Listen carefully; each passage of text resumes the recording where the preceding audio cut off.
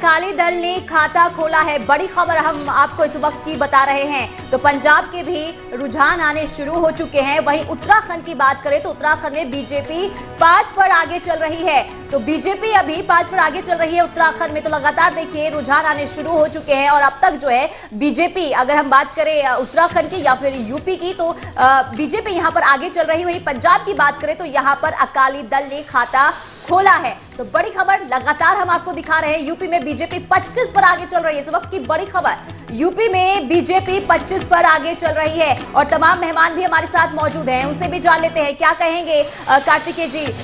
UP में 25 पर आगे बीजेपी, और इसी बीच बताएं सपा 18 पर आगे चल रही है। तो बड़ी खबर, सपा 18 पर आगे चल रही है। तो देखिए रुझान जो है वो धीरे धीरे आने शुरू हो चुके हैं और ये यूपी की तस्वीर हम आपको दिखा रहे हैं जहां बीजेपी 25 पर आगे चल रही है और सपा 18 पर आगे चल रही है। तो यहाँ पर कह सकते हैं कि मुकाबला जो है काफी कड़ा नजर आ रहा है। और क्या कहेंगे कार्तिकेय जी, बीजेपी आगे चल रही है यूपी में?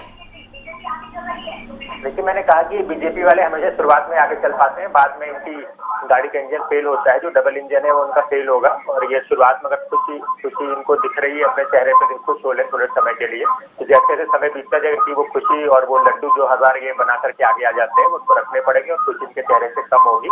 और देखिए यूपी में टफ फाइट थी, ऐसा नहीं है कि हम कैसे कह देंगे कि बड़ा आसान था। वहाँ पे इन्होंने बहुत कोशिश भी करी बीजेपी ने पोलराइज करने की, लेकिन जनता, मुझे विश्वास है बीजेपी उत्तर प्रदेश की, कि इन्होंने इस बार मुद्दों की राजनीति पे ही अपनी मोहर लगाई होगी और जैसे जैसे आगे तस्वीर साफ होगी वो क्लियर होगी। लेकिन कार्तिकेय जी, बीजेपी और एसपी के ही रुझान आ रहे हैं। अभी फिलहाल कांग्रेस पार्टी का ही रुझान एक भी नजर नहीं आया। 30 पर बीजेपी आ गई और 20 पर समाजवादी पार्टी के कैंडिडेट्स चल रहे हैं। जी कह रहा हूँ कि रुझानों से हमें उतना फर्क नहीं है जितना आगे जैसे परिणाम हमारे पक्ष में आए, हम उसी की मतलब अंदर से अपेक्षा करते हैं कि हमारे पक्ष में ये आए और जो हमने मुद्दे रखे हैं जनता। नीरज तोमर जी, आपके लिए तो खैर अच्छी बात है कि कम से कम शुरुआत जो है वो अच्छी हो रही है, ओपनिंग अच्छी हो रही है। तो शायद हो सकता है कि इनिंग की जो आखिरी स्टेज होगी वो भी आपके लिए बेहतर होगी। 250 प्लस जीतने जा रहे हैं 250। और मैं प्रदेश की जनता को पहले से बधाई देता हूँ जी कि एक अच्छा निर्वाचन मिलने जा रहा है प्रदेश की जनता की। और कांग्रेस की बातें नहीं करना चाहेंगे। कांग्रेस ने चुनाव को खराब किया, उत्तर प्रदेश के चुनाव को और लोकतंत्र को खराब करने में दोनों पार्टियां मिलकर पूरा प्रयास करती हैं। कांग्रेस ने जितने प्रत्याशियों को यहाँ उतारा है उससे कहीं ना कहीं लोकतंत्र को नुकसान हुआ है। और पर्दे के पीछे से कांग्रेस कहती है कि हम भाजपा को हटाना चाहते हैं। ठीक है, तो फिर ये गड़बड़ी तो नहीं है ना? मतलब जो गड़बड़ी का आरोप आप लगा रहे थे, कम से कम इसको आप ठीक मानते हैं? जब नतीजे अगर फेवर में आएंगे तो ठीक मानेंगे, या नतीजे फेवर में नहीं आएंगे तो फिर आप कहेंगे कि शायद मतगणना में चूक हुई है? नहीं, फिलहाल तो रुझान है।